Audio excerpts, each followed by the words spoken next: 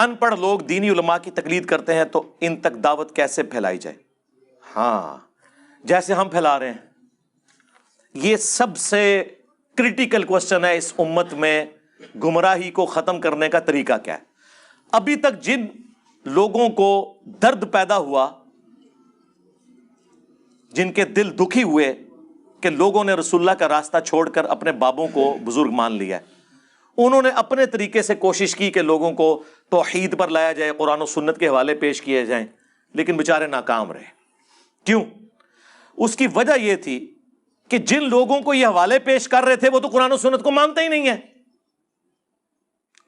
آئینی طور پہ مانتے ہیں. جیسے ہمارے ملک میں بھی آرمی چیف آئینی طور پہ تو وزیر اعظم کے انڈر ہی ہوتا ہے، لیکن پریکٹیکلی، ہاں پریکٹیکلی آپ دیکھ لیں کہ پچھلے 6 سالوں کے اندر 5 وزیر اعظم چینج ہو چکے ہیں، آرمی چیف ایک ہی ہے. ٹھیک ہے، پریکٹیکلی یہ ہوتا ہے. اس طریقے سے پریکٹیکلی یہ ہوتا ہے کہ یہ لوگ صرف بات کرتے ہیں کہ ہم قرآن و سنت کو مانتے ہیں، باقی یہ اپنے بابوں کو مانتے ہیں. تو اس کا حل یہ نہیں کہ انہیں قرآن و سنت پیش کر کے تو قرآن و سنت کی توہین کروائی جائے ان کے ہاتھوں، بلکہ اس کا حل یہ ہے کہ ان کی نظروں میں وہ بابے بے عزت کر دیے جائیں جن کی وجہ سے یہ قرآن و سنت کا انکار کرتے ہیں، یہ کہہ کے او جی یہ کل کا چھوکرا علی، اس کو بات کہاں سے سمجھ آ گئی، ہمارے احمد صاحب بریلوی صاحب کو یہ بات نہیں پتا تھی، ہمارے اشرف علی تھانوی صاحب کو یہ بات نہیں پتا تھی. تو پھر آپ انہیں کہیں رکو ذرا، صبر کرو. اگر یہی بات تھی تو اشرف علی تھانوی صاحب نے لا الہ الا اللہ اشرف علی تھانوی رسول اللہ اور اللہم صلی اللہ و نبینا اشرف علی کلمے کو انڈورس کیوں کیا، خواب میں بھی اور بیداری میں بھی. اور اعلیٰ حضرت نے فتاوی رضویہ کے اندر سبع سنابل کتاب کی تعریف کیوں کی جس میں چشتی رسول اللہ والا واقعہ لکھا ہوا تھا جو حشر بہشت کے اندر بھی موجود تھا. ہاں پھر لوگ سوچیں گے واقعی یار جو کلمے کے معاملے میں اتنا بڑا بلنڈر کر گئے تو باقی چیزوں میں وہ کر سکتے ہیں، پھر دماغ کی گریں ان کی کھلیں گی. یہ ہے انجینئر کی ڈاکٹرن. ہاں انجینئر کی ڈاکٹرن نے کام کیا، دیکھ لیں صدیوں سے جو کام نہیں ہو سکا.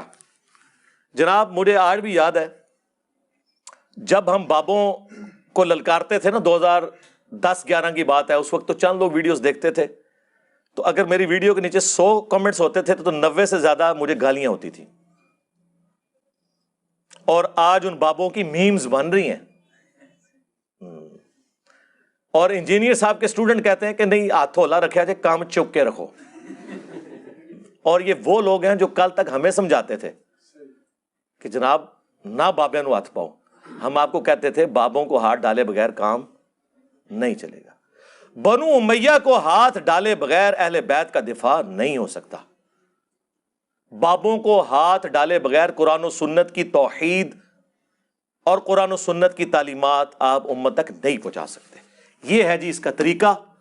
اور باقی میرا آپ انٹرویو مجلس 50 دیکھ لیں، اور اس کے بعد دعوت کرنی کیسے ہے وہ مجلس 100 ایک ہی ویڈیو ریکارڈ کروا دی ہے، کوئی ہزاروں ویڈیو دیکھنے کی ضرورت نہیں. میری ایک ویڈیو بابوں کا خدا ورسز کتابوں کا خدا، آلموسٹ 5 گھنٹے کی وہ ویڈیو ہے جس میں نے 50 مثالیں دی ہیں کہ اسٹیبلش دین کیا ہے، قرآن و سنت کا دین کیا ہے، اور لاجیکلی بھی قرآن و سنت کے دلائل کی روشنی میں ایک ایک چیز کلیئر کی ہے. آپ نے اس دنیا میں کسی پہ احسان کرنا ہے نا تو اسے 2 کام کروا دیں. ایک تو اسے کہیں کہ بغیر پری ڈیٹرمنٹ رزلٹس کے بغیر قرآن ترجمے سے ایک دفعہ پڑھ لے، تفسیر کے بغیر، اور جو اس میں لکھا ہے ویسے ہی اسے قبول کرے. اور دوسرا میری مجلس 100 دیکھ لے، کتابوں کا خدا بابوں کا خدا. یہ ڈیفرنٹ ہے، عقیدے میں تو ایک ہی مانتے ہیں لیکن تعلیمات میں ڈیفرنٹ.